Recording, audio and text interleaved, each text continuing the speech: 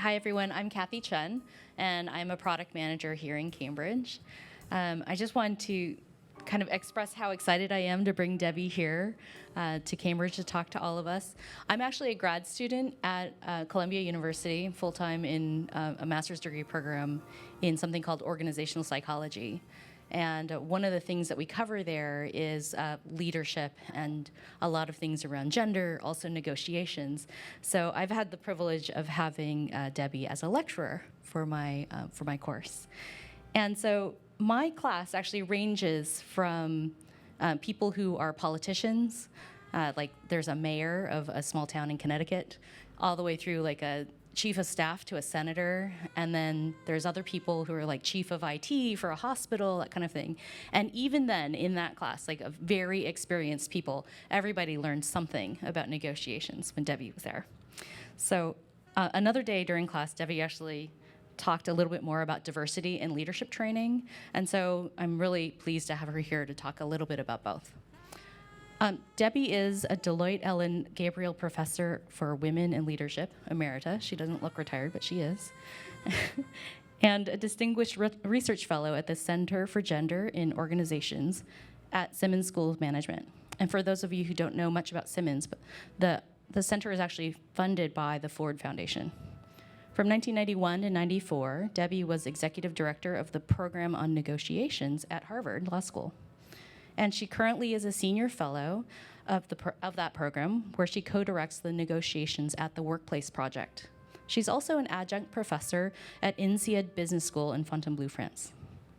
Debbie runs women's executive leadership programs for places like Time Warner and Deloitte and Deutsche Bank. And using what she's observed about executives there in these leadership programs, Debbie has integrated those stories into this book.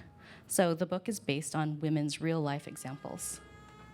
She's also written many books and articles about conflict and mediation, and is an authority on negotiation. So today, she's here to talk about her fourth book on negotiations and gender. And if you want more information about those other books that she's written, you can find her bio and the website link on Go Negotiating at Work. There's also a Dory there if you have questions, and she's going to talk for about half an hour and then take questions at the end. So with no further ado, here's Debbie Cole. Thank you, Kathy. Can you hear me? God, this is hard. The light is right in my eyes. I'm delighted actually to be here. In preparation, I read the book about Google by your former CEO and Jonathan Rosenberg, and I can tell you negotiation is an important part of work there, it seemed to me. So let me just place this book in context before I sort of talk about some of the principles of negotiation that are in the book. So I've written a lot of books about negotiation. The one that was most well known was something called The Shadow Negotiation. And in that book, what I did was I looked at, we know about getting to yes, about the principles of mutual gains negotiation. In The Shadow Negotiation, I talked about the building relationships and how you advocate for yourself and connect with others. And so that book is done quite well. It came out in paperback with a different title. But through my leadership development activities, both leadership programs for women, but also more generally, so Kathy's program is obviously a mixed group, I really started to see how experienced leaders manage some of the challenges of internal negotiation. And the actual motivation for this book came from, I run a program in Chicago that brings people from different companies for a several module program. I'm the academic advisor, and I teach in it. And at the end of one of these programs, when you're saying goodbye to everybody and everybody's hugging and kissing, this woman came up to me and she said, "The negotiation module changed my life." Thinking, wow. That's really pretty terrific. There must be a story here. And so she told me her story, and from that sort of her setting this idea in motion about stories, I started to collect stories from experienced practitioners. So this is a book about stories from experienced practitioners. I've done a lot of work on this topic before, where I've interviewed, but this is a different book because it's got these stories in it from practitioners. So let me ask you a question. How many of you would describe yourselves, so this is a question I always ask at the beginning of a leadership program that I teach in negotiation. I ask the question, how many of you would describe yourself as successful in dealing with clients, customers, suppliers, places where you are acting as an agent, either for your group or for Google? How many of you would describe yourself as successful in that? Okay. And then I can ask, I have no way of verifying this, what makes you successful? So what makes you successful? Yeah. Ability to accomplish your original goal. Yeah, so being positioned to accomplish your goals. And what makes you get into a position to accomplish that? Largely relationships. Okay, so you build relationships with people externally. What else makes you successful? What else makes you successful when you act as an agent? Yeah. I'm really nice. You're nice? What does that mean? Nice. You're collaborative? You're willing to make concessions? What does nice mean? I'm willing to talk to people. I like to listen to them. Okay, so you're a good listener. Right. You're trying to find some kind of agreement that both of you are happy with, so that means nice. What else makes you successful? Yeah. Knowing who to go to. Yeah. Multi-person situation. Right. So knowing the right people, being very well, people always say, I'm very well prepared. I know the right people, I know what they're likely to do, I'm very well prepared under those circumstances. I listen, I look for mutual gains, agreements, I assume that's what's behind nice. And so then I ask the question, that's negotiating as an agent, what I call this capital letter N negotiation. And then I ask the question, what's different when you're negotiating for yourself? You're not an agent, you're what we call a principal. So what's different when you negotiate for yourself? What's different? Nothing? It's the same? It's not usually as mutually beneficial. Sorry? It's not usually as mutually. It's not so clear how you can discover what's mutually beneficial. It might depend on the situation. What else is different? Yeah. I think people react differently when they see someone asking for something on behalf of others versus for themselves. Right, because what do they see? So what do they see and then what do you feel? I mean, even if you don't feel it, it's easy to feel like, oh, I shouldn't be asking, I feel selfish to pull back. Right. So even if you don't, people just see it differently. So they see it differently, and you sort of incorporate that a little bit. You can feel a little bit greedy asking, right? And so it might make negotiation a little bit more emotional. What else? Well, I was gonna say all the emotions can run higher. It can feel like a personal attack. It can feel like an imposition. However you. By bothering people, it's just sort of much harder in negotiating with this, what I call this sort of lowercase n negotiations. It's hard to get negotiations started. We don't have a structure for doing it. It's often hard to figure out what you want in this context. When you're capital letter N negotiation, it's pretty clear about what you're going after. You might change your ideas, but when you're negotiating for yourself, sometimes it's hard to do that. It might be hard to stay in the negotiation. Yeah. I have a question. When you say lowercase n negotiation, are you referring to both parties being individuals, or are you referring to where one of them is an individual or a principal and the other one is actually an organization? I'm actually thinking about you could be negotiating, what's an example of you as a little n negotiation negotiating with an organization? Well, for example, say you're negotiating a salary increase is an example of where you're not really negotiating with your superior as an individual, you're negotiating with them as a representative of the larger. Well, it manifests itself as an individual negotiation, right? The position they take is they are representing the total organization, and when they respond to what you ask for, that's what they're representing. But it actually is two individuals actually sitting down and negotiating. Is that right? But how would that be any different from an uppercase N negotiation, where it's still two individuals negotiating? Well, because that's what I'm asking you. Is it different? Well, I would think so, because in the first situation, in capital N negotiation, you are a representative, right? Negotiating with a representative, right? In lowercase n negotiation, you're negotiating on behalf of yourself as an individual. And you might negotiate with somebody who's representing something else, but you're the agent. And so, is it different? right, and also Well, I guess what I'm trying to ask is that are you distinguishing the two cases where you as an individual are negotiating with an organization versus you as an individual? I'm distinguishing when you are negotiating on behalf of yourself.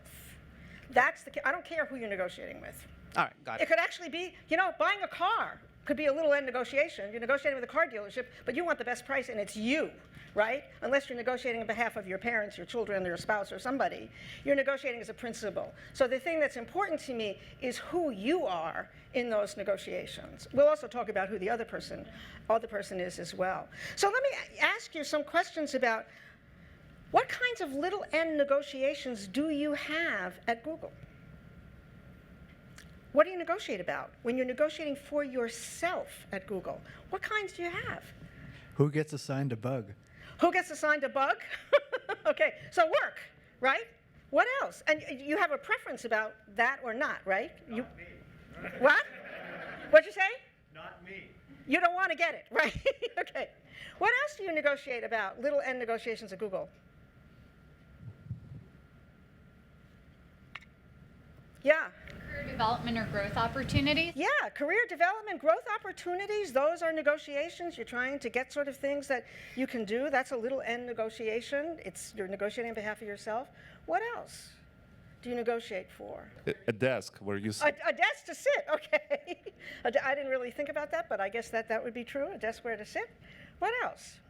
Also, flexible work arrangements. Flexible work arrangements can be that as well. So I think as we go through this, it would be useful for you to have in your mind a little end negotiation that you might be struggling with, so that as we talk about it, you might be able to think about it. So what I want to do is add gender to our story of little end negotiations. And I want to say a few things, so we have a class here, gender is not just about women. When I talk about gender, I'm not talking about the differences between men and women. I'm talking about what we call second-generation gender issues. That is, policies and practices and culture that on its face looks natural and neutral, but can have differential impacts on men and women and different groups of men and women. And I always like to say when we talk about women in these issues, I always like to say it's like the canary in the mine, that we sort of understand some of the issues that might be affecting a minority group, which is true at Google, might have implications for the majority group as well. So one of the ways we like to talk about what it means to talk about second-generation gender issues is to use the example of the US Capitol. So the US Capitol was built in the 1800s. And of course, when they built it, they had no ladies' rooms because they had no ladies, right? And in 1917, the first woman was elected to the US House of Representatives, and in 1932, the first to the Senate. Prior to 1962, Congresswomen shared a single bathroom far from the chamber, even though there were many in the House. In 1992, the women senators were given restrooms on the same floor as the Senate chamber. In 2011, 4 stall bathrooms were put in the House, and in 2013, they actually put women's restrooms in the Senate near the chamber when there were 20 women senators. And so the idea is that nobody was doing this explicitly to discriminate. It just was there were no women, and so there wasn't need for women's restrooms. And that's sort of the idea about second-generation gender issues. That is, they come into existence because they fit the lives and the work style of a certain majority group, and we don't sort of think about how it works for people that aren't in that majority. So let me give you some examples about where negotiation comes in there. The first is people are offered jobs that they don't want to take, like fix the bug, right? And you're expected to say yes. And so what are some of those? Well, in financial service organization, it is often the case that women get assigned managerial operational jobs, that is, run the office, run a country, and there's not a lot of value to that. It's obviously the value is in sales in financial services. Or in a major manufacturing company I know of, women get channeled into human resource roles because the idea, the belief is that they're in operations, which is really the privileged place, they won't be able to manage it because of work and family issues. Or in professional services firms, women often get put in chief of staff roles, right? And the key thing there is you're asked to do something, you might not want to do it, and so the key is how you negotiate to make it fit with what you want to do. The second is we have outdated job criteria, so that often people aren't on the screen. So somebody mentioned negotiating for opportunities, and that's one of the things there. So in one organization, people say, we have hire like me. At a certain level in an organization, people don't know exactly what they're looking for in leadership. So the best thing is, let me find someone who looks just like me. Right? And so if you don't fit that, if you don't look just like that, it's up to you to negotiate for that opportunity. I do a lot of work in Africa, and a story about this woman lived in rural Nairobi. She's a PhD scientist, and all the important work was in Nairobi. But nobody ever offered her an opportunity because they assumed she wouldn't move, that she wouldn't leave her family that was in rural Kenya. Or another woman who was picked up work that when her boss left and was actually doing the work of a vice president, and she did it for 3 months, but nobody thought to offer her the actual role. So she had to negotiate it. Women often get asked to do more, invisible work. There was just a column in the New York Times by Sheryl Sandberg and Adam Grant about women, housework at work, being asked to do things like mentor other people. You know, I think this happens for people who are different as well, diversity. Mentor other people, run a group, be on the diversity committee, all those kinds of things that are extra work, and they're presumed that you will do it. It's invisible work. And so part of the challenge there is to negotiate value. And one of the things that we know is that when people do invisible work, it actually has a benefit for organizations. And so we have to claim value for that. Integrating work and family, right? So somebody said flexible work arrangements. Well, it isn't just flexible work arrangements. It's sort of, we have this vision of the ideal worker, and boy, the ideal worker at Google is alive and well. I think you're supposed to be there all the time, right? The heroic stories in this book were about people who worked long weekends and long nights to do all the work. So if you have family responsibilities, that becomes sort of an issue, and the way is, how do you negotiate to make that work? One of my favorite stories is about this woman who was in procurement in oil and gas, and to get promoted, you had to relocate, in this situation, to Ghana. And she had a family. She didn't want to live in Ghana for 3 years. But what she was able to negotiate was sort of a commuting relationship, so that she was in Ghana for a few weeks at a time and then would come back to Dallas and go back. So negotiating to make work arrangement work in the face of expectations about the ideal worker. And the final thing is about mandate for change. So there's this research that's about the glass cliff. And here's the story. The story is that when organizations are not doing well, the likelihood that a woman is going to be put in a senior leadership role goes up, right? Think Melissa Mayer. Think Mary Barra at General Motors. Think Meg Whitman at Hewlett-Packard. And so the glass cliff means that you're put in charge of these risky enterprises. And I guess the reason it's called a glass cliff is if you succeed, great. If not, you're off the cliff. But the idea is when you take on one of these risky roles, you need to negotiate for support, so that so if it doesn't do all that well, you're sort of protected. So what I want to do is talk about 3 challenges. I've sort of spent a lot of time talking about the context. So I want to talk about 3 things. Getting negotiations off the ground, because the structure doesn't look the same in little n negotiations. Get their situation, that is really trying to understand where they're coming from and dealing with their resistance to change. So getting negotiations, here's the challenge. Excuse me, I'm here to talk about resources from my project. Yeah, later. So negotiations, little n negotiations don't have a structure, right? You have to construct them out of whole cloth. So what are some of the ways you get negotiations off the ground? There are 2 major ways that we write about in the book. There are others as well. The first one is to make your value visible. People negotiate with you because you have something they want. And you need to make it visible in what we call a currency that matters to them. So it isn't just that you work hard, it's what they think about that matters to them that makes a difference. Because you're trying to build in some kind of reciprocity, that is, you're trying to get them to the table. So let me tell you a story. This is about a woman. She was a director of external relations at a very large Midwest manufacturing company. And she was asked by people in another division, they were the legislative division, to help save a really important client that they had at the state level.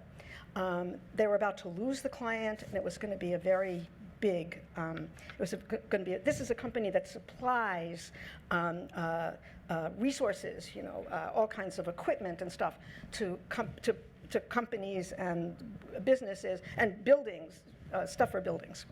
And so she did it. She helped. She saved this client. She got a huge amount of kudos presented to the board, the CEO. It was terrific. But then they kept asking her to keep doing it. They would call her up and they would say, "We need your help again in another state." And she really liked to help, so she would help. But she found that she was spending a lot of time doing this work, and it was not her job.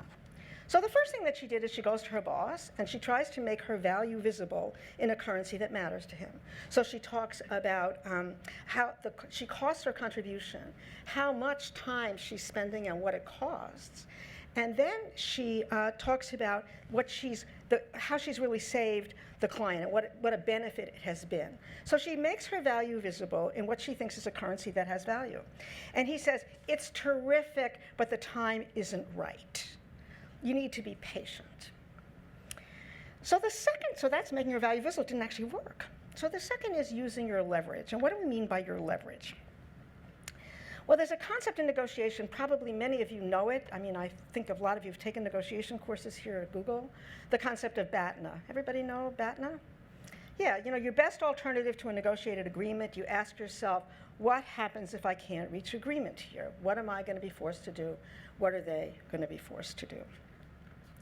So in her situation, her BATNA is what? What's her alternative if she can't get her boss to negotiate?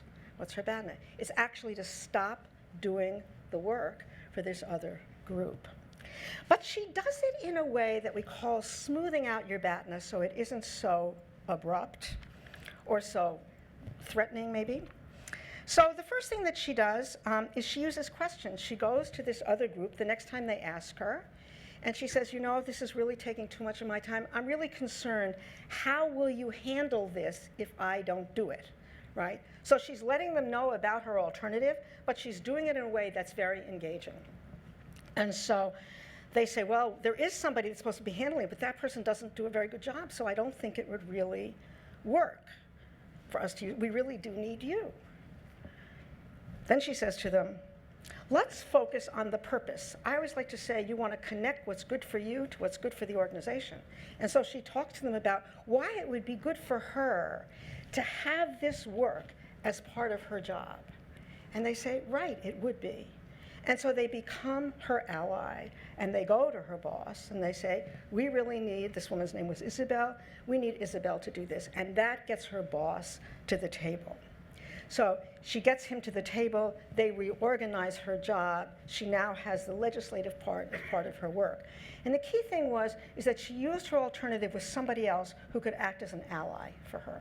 So I'm interested, do you have problems getting people to the table? And what kinds of things have you used? What are some of the things you've used to get people to the table to negotiate with you?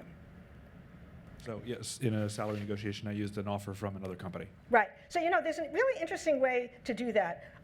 We call in the book, we call it smoothing out your BATNA. So one of the things you can say is, I have this other offer. Right. But the other thing you can say is, that's just letting them know your BATNA. Smoothing out your BATNA is saying, I have this other offer, but I'd much rather stay at Google, right? So you let them know about your BATNA, but you do it in a very engaging kind of way. And I think this idea about smoothing out your BATNA is a really nice concept. It lets people know you have alternatives, but you do it in a way that I think is consistent with a collaborative culture at Google. Any other things that people have used to get people to the table with them? Nothing else? No other hints? Okay. Well, hopefully you'll use some of these. No? Okay. So let me go to the next point that I want to make, which is the idea about getting who they are and what they want. So we have this sense that in negotiation, we want to focus on people's interests, to come up with mutual gains agreements. But there's more behind what people want than just the issues that are on the table. People look at the person you're negotiating with, considers him or herself in the context of the larger organization. So for example, if you're negotiating salary, if somebody is going to give you a salary that you want, they want to think about what's the implication of this to other people, right? So this notion of how they think about themselves in relation to the things that they might give you. And so I usually like to put this slide up, because one of the things we think about is we tend to see ourselves as the heroes and heroines of our stories. So we like to say we're strategic, we take the long-term perspective, we see the big picture, we act in the organization's best interest, we're flexible and collaborative. They, on the other hand, are opportunistic, they're short-term thinkers, they have narrow vision, they're out for themselves, rigid and uncooperative. And I have to tell you, nobody wakes up in the morning, looks at him or herself in the mirror and says, I'm opportunistic, I'm a short-term thinker, I have narrow vision, I'm out for myself, I'm rigid. Everybody thinks they're operating on that left-hand side, that what they're doing and responding to you is legitimate and strategic in their view.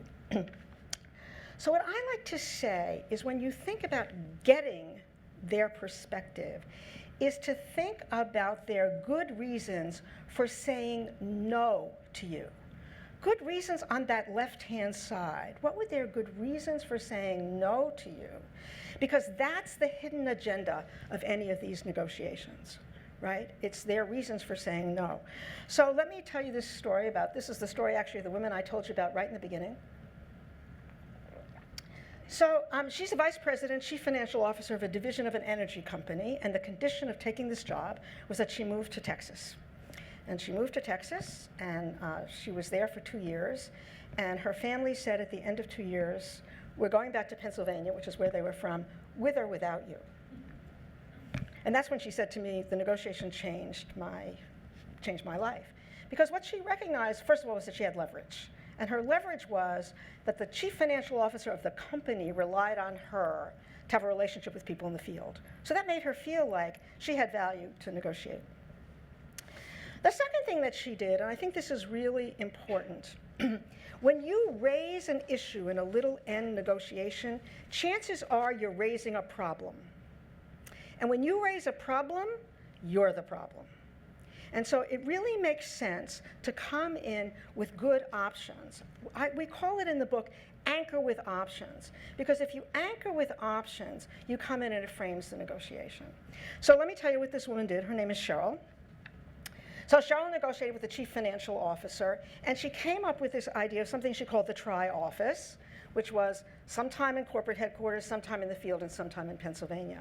But then she thought about what are his good reasons for saying no. By the way, when we tell people about negotiation, we always say, prepare, prepare, prepare. And when you prepare, prepare, prepare, you often can't hear what the good reasons are. So it's really important to leave it, we call it being mindful. So when she thought about his good reasons, first she thought he might think she wouldn't be able to do the job, right? She wouldn't be able, in this kind of, if she wasn't in corporate headquarters, she wouldn't really be able to do the job. So she built into her offer performance criteria.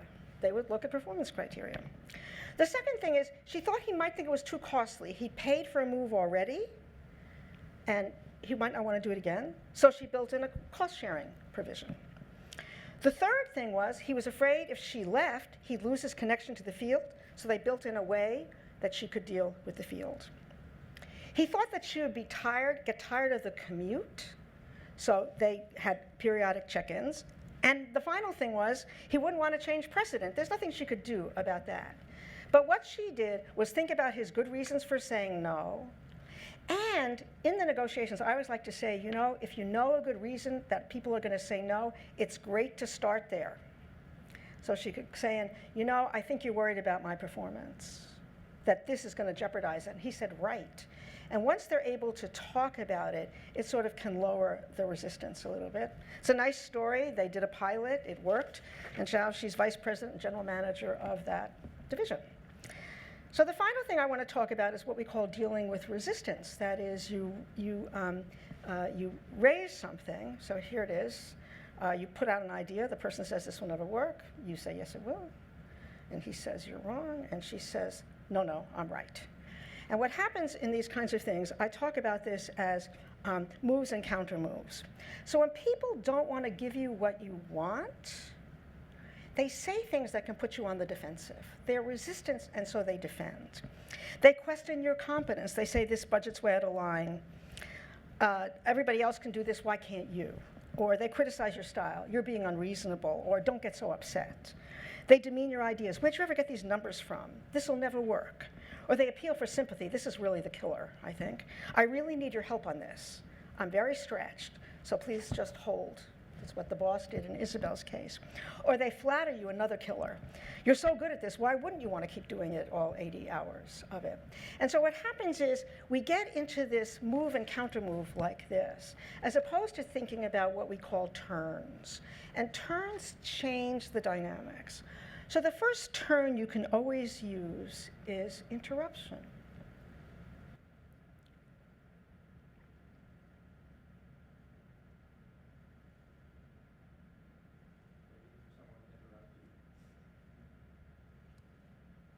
Silence, it's very heavy, right? You take a break, you interrupt, because you never come back to exactly the same place. Or you can ask a question, you can correct it, or you can solve a problem. So let me give you an example. This is a story about a woman, this is again from Africa. She is a PhD economist, works for a large NGO. The coin of the realm is doing research, but also having your work make a difference on the ground.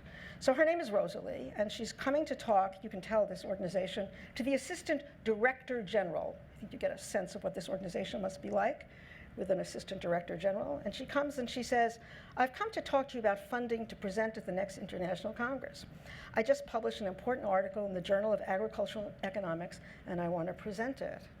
And he says, I'm not familiar with that journal, but as you know, we need senior people to come and present at these conferences. That's where we meet with donors, and you're not ready.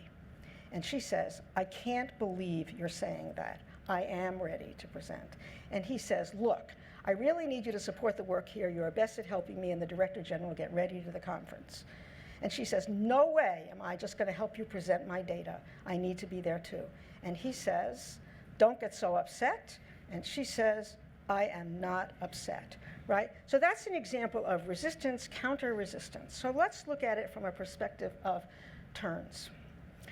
So she says the same thing. He says the same thing. But instead of responding in a counter move, she asks a question, help me understand the criteria you used to determine whether people are ready, right? So she opens it up. And he says, and so he says pretty much the same thing, but she hears it differently, right? She asks a question, he gives a reason. Then, knowing that, she can correct it. I understand what a priority this project is, and I want to support you and the Director General so you can meet with donors. And he says, I'm glad you understand. Okay, so now she's getting cooled out here. That doesn't work.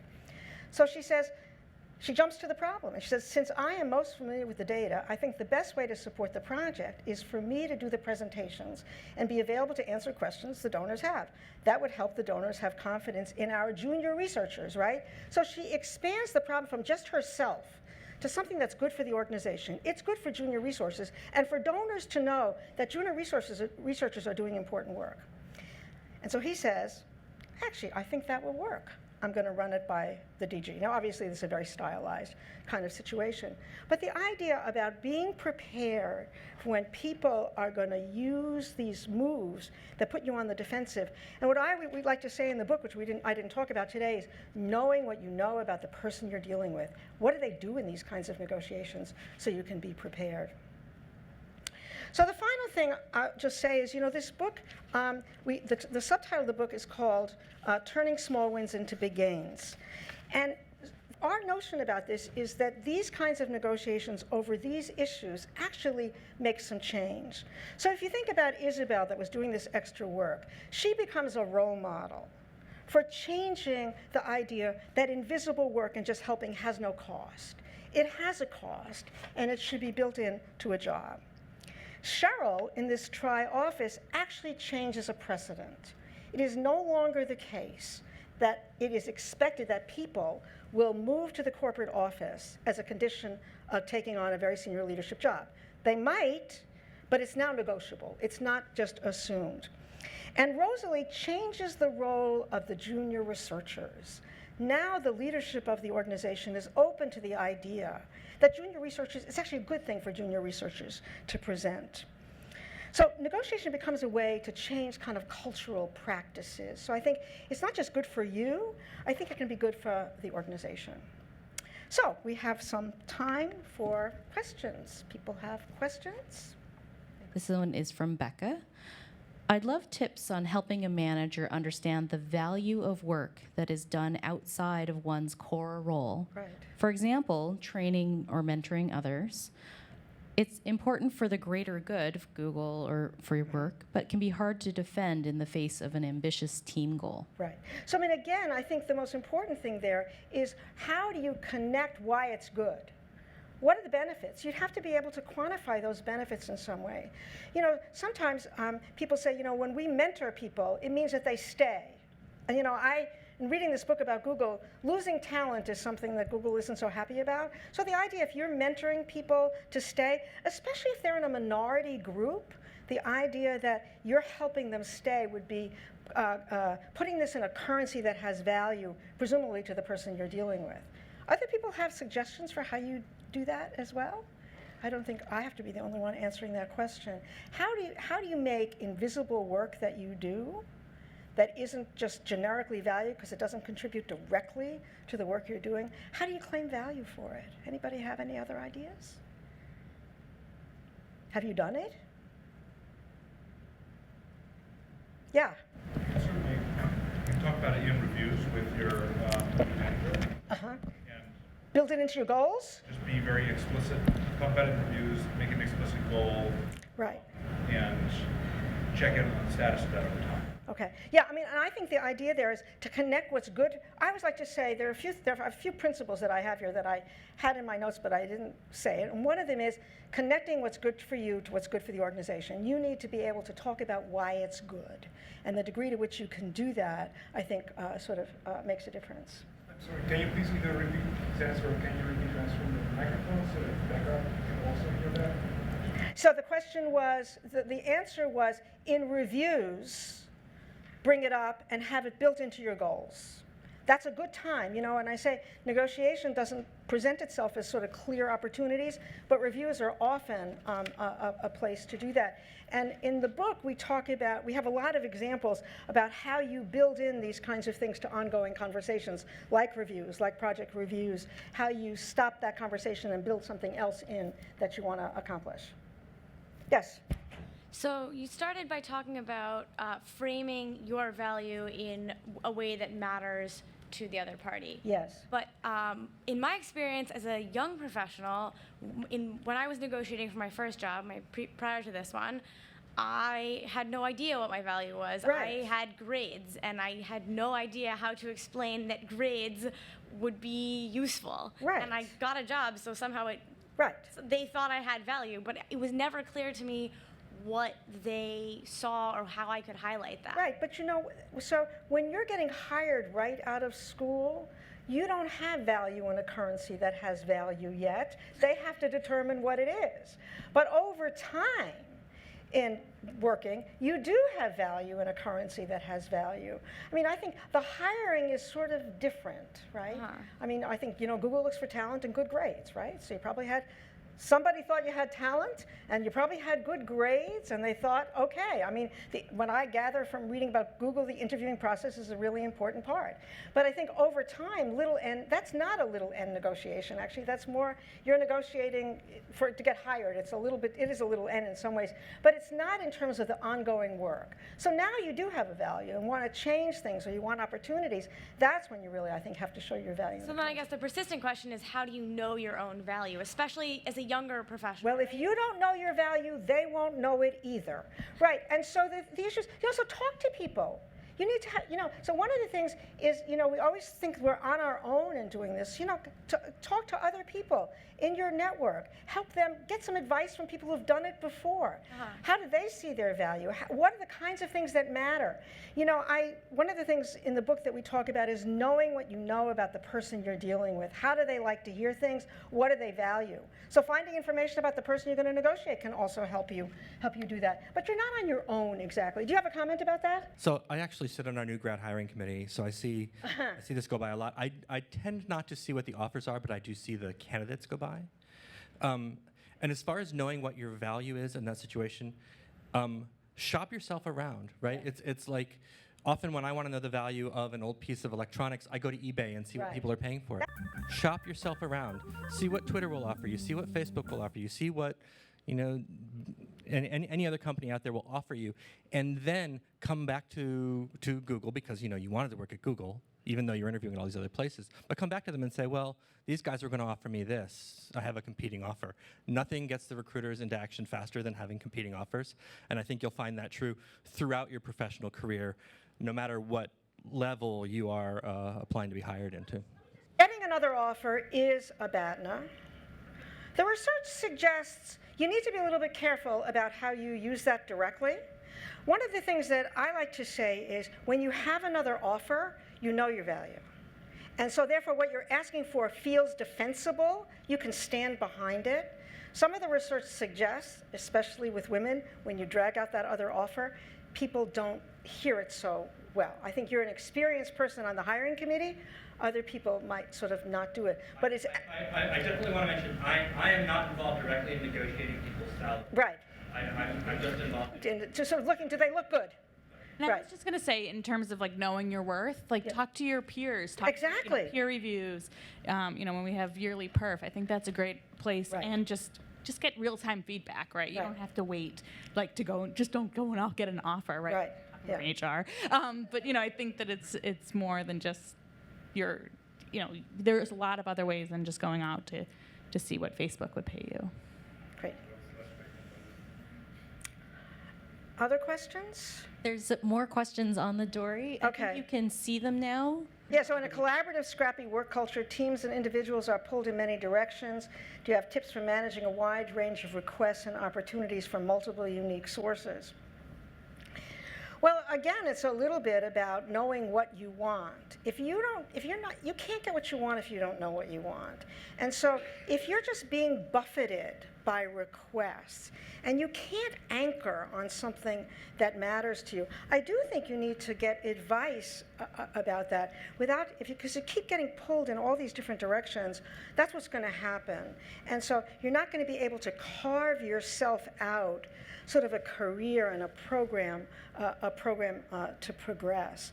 So I think it's yes, you need to have people that can help you think about that. That's why mentoring is so important, right? In a culture where this happens a lot, mentors are really key. To be able to talk to people and get advice from them about what makes sense here for me and what doesn't make sense for me. So I think there's sort of anchoring and knowing what you want, because you can't get it if you don't know it.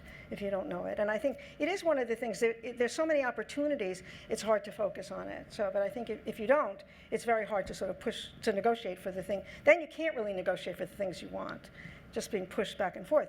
Now, you might want to narrow it down to a few things and use these things to trade off each other, so that you might want to, it might help you get exactly what you want. I think there are a lot of choices here, and so I think focusing is really key. I think this sounds like a theme here. There are sexy projects and grunt work projects on every team. How do I negotiate for the ones that will set me up for success, which are usually the sexy ones? So I guess I would say, again, knowing what you want. But you know, doing a little of the grunt, but do it, we call this if-then, right? So I'm willing to do this, if then I do that. So you connect these different parts of what you're being asked to do, and that way you really do make it a sort of a negotiation. So there's a cost for you doing the grunt work, but if you're the kind of person who always says no to that grunt work, I think it's going to be an issue. But if you're the kind of person who always says yes to the grunt work, all you do is get grunt work.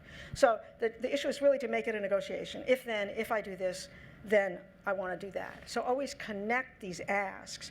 We talk in the book about how to turn asks into negotiations, because that's really key. You get asked all the time, and how do you make it into a negotiation? So one of them is if then, which builds in reciprocity. I'm willing to do this, but then something else, and I think that's important. Debbie. Yes? Can you talk a little bit about some of the basics, such as anchoring, which you talked a little bit about, whether it's you starting the negotiations at a certain point, right, then ratcheting back, right, how big do you make your initial asks? Right.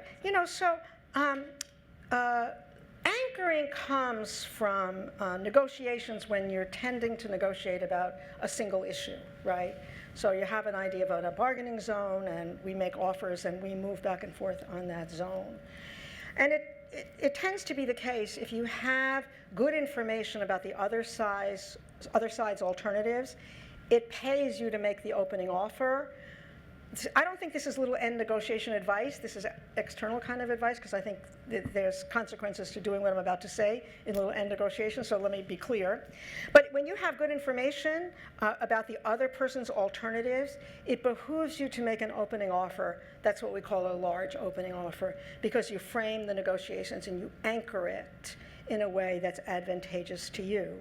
If you don't have good information about the other side's BATNA, you have a tendency, you run the risk of either anchoring too low, in which case you cut off a lot of the bargaining zone, or anchoring so much off the charts that people sort of walk away. The way I like to use anchoring in little n negotiation is anchoring with solutions. So you have this, so you're asked to do grunt work, for example. Well, can you anchor with a solution about what you would do some of it, or who else would do it? So anchoring becomes solutions to problems, because you're always trying to make trades. I meant to tell my trade story, so I guess I'll tell my trade story now. You're always looking for making trades. In all negotiations, you never want to negotiate about a single issue. You always want to negotiate about more than one issue, because you want to do if-thens. You want to have trades. So here's my story about trades. This is a story about an anthropologist who's studying the Navajo in Arizona. And she finished her field work, and she's driving back to Phoenix. And she passes a Navajo woman on the road, and she asks her if she wants a ride back into Phoenix. And this woman says, sure. And this woman gets in the car and is totally silent for most of the ride. Except when they're getting close to Phoenix, the Navajo woman notices that in between the two seats, there's a bag. And she asks the anthropologist what's in the bag. And the anthropologist says, it's a bottle of wine for my husband. And the Navajo woman says, good trade. So it's important to think about trades, right? Trades are important. It's always sort of if-then.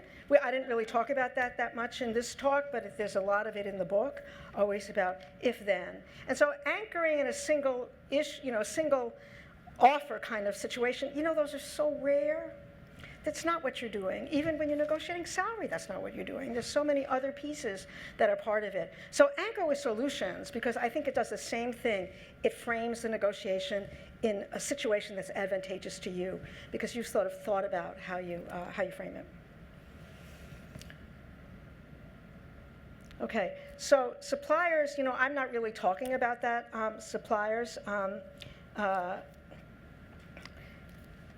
you negotiate with suppliers on a short timeline to pull in dates due to urgent demand. Again, I think, it's an if-then kind of thing. Will they do it this time, and in return you'll give them something else later?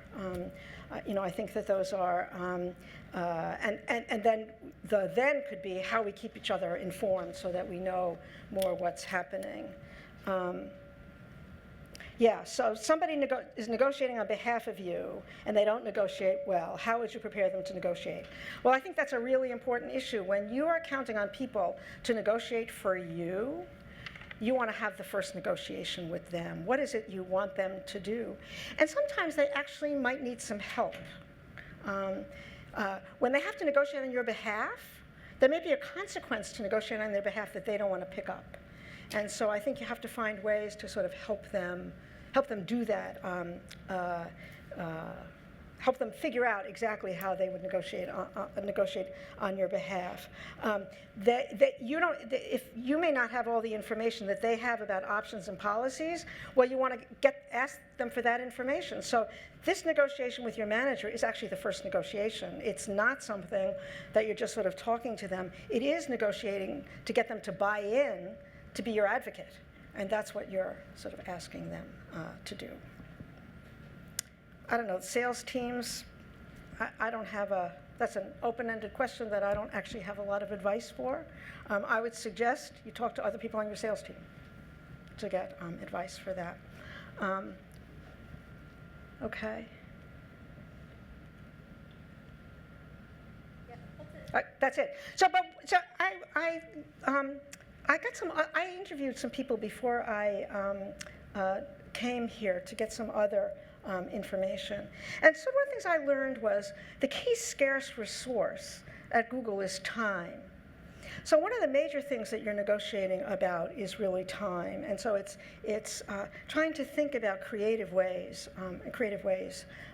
to negotiate about time. And so we have some ideas in the book about that as well, especially in terms of negotiating about work and personal life issues. So are there any other questions? Well, thank you. It's been a real pleasure. I hope you like the book and you use it. And if you do have questions, Kathy has ways to get in touch with me. I'd be happy to sort of answer them online. I think there's sort of a theme here about the kind of questions. You're overwhelmed with choices, and you're having a hard time negotiating about those kinds of choices. And I think it really starts with you being clear about what it is you want. I guess the other thing that I didn't say, when I talk about I said, connect what's good for you to what's good for your organization and convert an ask into a negotiation. The issue is, the way you do that is it's always yes and. That's what builds in the reciprocity. Yes, I'm willing to do this, and here's what I need. So you're always thinking about sort of connecting it and making it a negotiation. People always say, I need more help saying no. I don't think that's right. I think you want to have help saying yes and. And when you put the and out and they say, well, I can't do that. You say, well, then maybe it's not going to work, right? But at least you've had a negotiation about it. So I would encourage you in this negotiation culture to think about some of these principles. So thank you.